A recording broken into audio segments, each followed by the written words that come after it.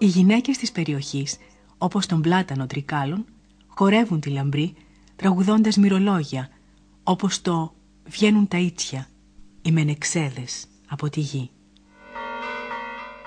Το χωριό Πλάτανος είναι χτισμένο στις νότιες υπόρειες των Χασίων και απέχει από τα Τρίκαλα 15 χιλιόμετρα.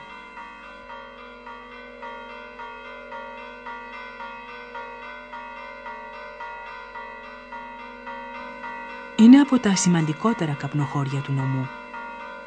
Τα τελευταία χρόνια οι κάτοικοι επιδίδονται με ικανοποιητικά αποτελέσματα και στην ελαιοκαλλιέργεια.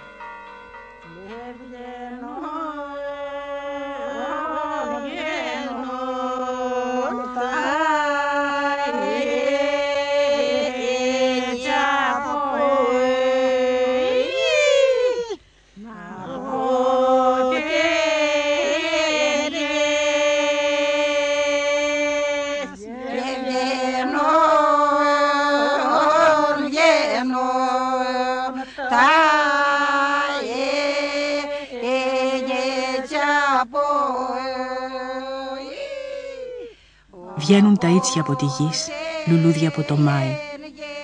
Βγαίνουν κι δυο καλά αδυρφιά από μέσα από τα νάφη. Έχουν κι μια καλή αδυρφή, σημά παραχουμένη. Τραβάτε μ' αδυρφάκια μου, να'ρθώ κι εγώ κοντά σας. Δεν σι τραβά μια αδυρφή, να'ρθείς κι εσύ κοντά μας. Βρουντάν τα μπιλιτζίκια σου κι μας ακούει ο χάρος. Από